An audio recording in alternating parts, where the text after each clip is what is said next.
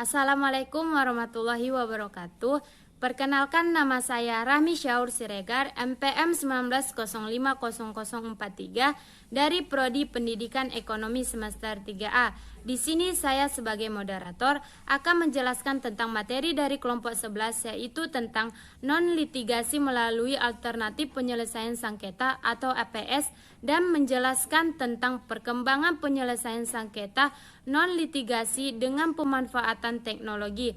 Sebelum ke materinya, ada baiknya saya mengucapkan puji dan syukur kehadiran Allah Subhanahu wa Ta'ala yang selalu memberikan kita nikmat kesehatan juga keselamatan, sehingga kita masih bisa mengikuti kuliah daring atau kuliah online ini. Sholawat dan salam dengan lafaz Allahumma sholli ala Sayyidina Muhammad wa ala ali Sayyidina Muhammad. Tanpa membuang-buang waktu, saya akan menjelaskan tentang pengertian non-litigasi melalui alternatif penyelesaian sengketa atau APS. Alternatif penyelesaian sengketa atau APS merupakan upaya penyelesaian di luar litigasi atau non-litigasi. Dalam APS terdapat beberapa bentuk penyelesaian sengketa, yaitu bentuk-bentuk APS menurut Syuhud Margono. Terdapat dalam 10 APS, yaitu 1. Konsultasi, kedua negosiasi, ketiga mediasi, keempat konsiliasi, kelima arbitrasi, keenam good of fights, ketujuh mini trial, ke-8 summary jury trial, ke-9 red azadge, ke-10 mid rep. Bentuk APS dalam Undang-Undang Nomor 30 Tahun 1999 tentang arbitrase dan bentuk alternatif penyelesaian sengketa adalah konsultasi, negosiasi, mediasi, konsiliasi, atau penilaian ahli. Tidak dijabarkan lebih lanjut pengertian dari masing-masing bentuk APS tersebut dalam Undang-Undang Nomor 30 Tahun 1999.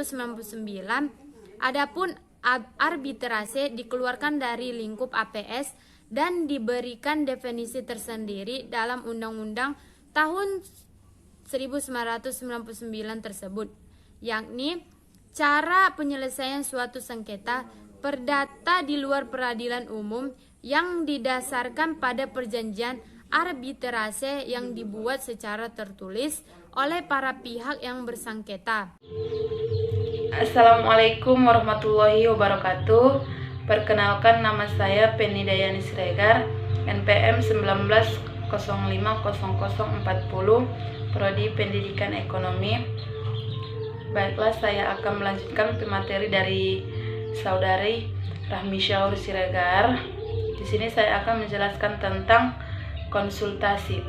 Konsultasi adalah suatu tindakan yang bersifat personal antara suatu pihak tertentu atau klien dengan pihak lain yang merupakan pihak konsultan, di mana pihak konsultan memberikan pendapatnya. Yang kedua, negosiasi. Negosiasi adalah sebagai sarana bagi para pihak yang bersengketa untuk mendiskusikan penyelesaiannya tanpa keterlibatan pihak ketiga, sebagai penegak sehingga tidak ada prosedur baku. Akan tetapi prosedur dan mekanismenya diserahkan kepada kesepakatan para pihak yang bersengketa. Yang ketiga, konsiliasi adalah penyelesaian sengketa dengan intervensi pihak ketiga atau konsiliator, di mana konsiliator itu lebih bersifat aktif. Materi selanjutnya akan dijelaskan oleh saudari Nur Sakinah Hasibuan. Cukup sekian dari penjelasan saya. Saya akhiri dengan Assalamualaikum warahmatullahi wabarakatuh. Assalamualaikum warahmatullahi wabarakatuh, dan selamat pagi untuk kita semua. Perkenalkan, nama saya Parmansyah Napitupulu, NPM 19050039, Prodi Ekonomi semester 3A. Di sini saya akan melanjutkan materi kedua, yaitu dari saudara Penny Dayani. Di sini saya akan membahas tentang mediasi. Pengertian mediasi adalah penyelesaian sengketa dengan dibantu oleh pihak ketiga atau mediator yang netral atau tidak memihak. Peranan mediator adalah sebagai penengah atau yang pasif, yang memberikan bantuan berupa alternatif Alternatif penyelesaian sengketa untuk selanjutnya ditetapkan sendiri oleh pihak yang bersengketa. Dalam peraturan Mahkamah Agung nomor 1 tahun 2016 tentang produser mediasi pengendalian, mediasi diartikan sebagai cara menyelesaikan sengketa melalui proses perundingan untuk memperoleh kesepakatan para pihak dengan dibantu oleh mediator. Yang kelima, penilaian ahli. Pendapat para ahli untuk sesuatu hal yang bersifat teknis dengan sesuai dengan bidang keahliannya masing-masing. Yang keenam, arbitrase.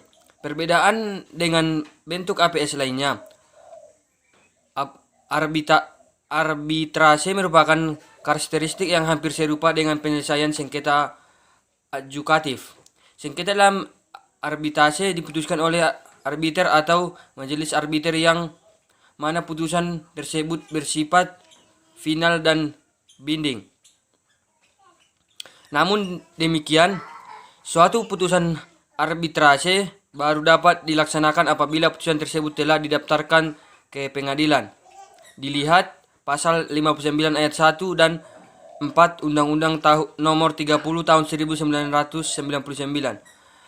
Dalam hal para pihak sepakat untuk penyelesaian sengketa melalui arbitrase, maka sengketa dapat diselesaikan melalui pengadilan. Sekian penjelasan dari saya. Salah dan janggalnya saya mohon maaf, kepada Tuhan saya mohon ampun, dan selanjutnya akan dilanjut oleh teman saya. Sekian dan terima kasih. Assalamualaikum warahmatullahi wabarakatuh. Assalamualaikum warahmatullahi wabarakatuh. Perkenalkan, nama saya Nur Sakinah Sibuan, NPM 19050036, Prodi Ekonomi. Di sini saya akan melanjutkan presentasi dari saudara Parmansyah, yaitu menjelaskan perkembangan penyelesaian sengketa non-litigasi dengan pemanfaatan teknologi. Penyelesaian sengketa online teknologi didefinisikan sebagai penyelesaian sengketa dengan bantuan teknologi internet. 1. Urgensi adanya pengaturan penyelesaian sengketa. 2. Aspek sosial dalam melaksanakan penyelesaian sengketa online berkaitan dengan nilai manfaat yang merupakan salah satu tujuan hukum. 3. Aspek sosial dalam pelaksanaan penyelesaian sengketa online meliputi adanya kewaspadaan, kepercayaan, dan nilai transparansi yang bisa didapatkan oleh para pihak. 4. Pemenuhan kepercayaan dalam penggunaan jasa penyelesaian sengketa online. 5. Aspek hukum dalam pelaksanaan online dispute resolution meliputi adanya kerjasama peran aparat hukum dan pembentukan peraturan hukum yang dapat mengenal dan mengakui keberlakuan penerapan penyelesaian sengketa online. 6. Peran aparat penegak hukum diperlukan dalam mengatur dan menyampaikan informasi peraturan hukum yang ada dengan keberlakuan teknologi dalam penerapan penyelesaian sengketa online. 7. Adanya peran penegak hukum dan pemerintah tidak akan sempurna tanpa adanya pengaturan hukum yang memadai. 8. Berkaitan dengan adanya peraturan hukum dalam pelaksanaan online dispute resolution. 9. Adanya peran Lembaga Nasional Indonesia dalam metode penyelesaian sengketa dan pengembangan teknologi Trustmark dalam melandasi terpenuhinya perlindungan hukum bagi para pihak. 10.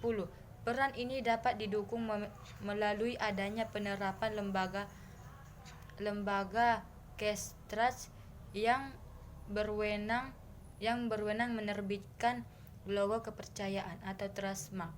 11. Aspek teknologi dalam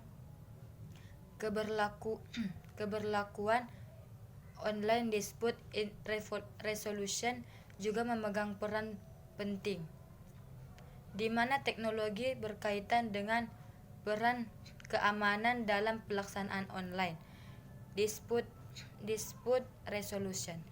Mungkin cukup sekian yang dapat saya sampaikan, kurang dan janggalnya saya mohon maaf. Wassalamualaikum warahmatullahi wabarakatuh.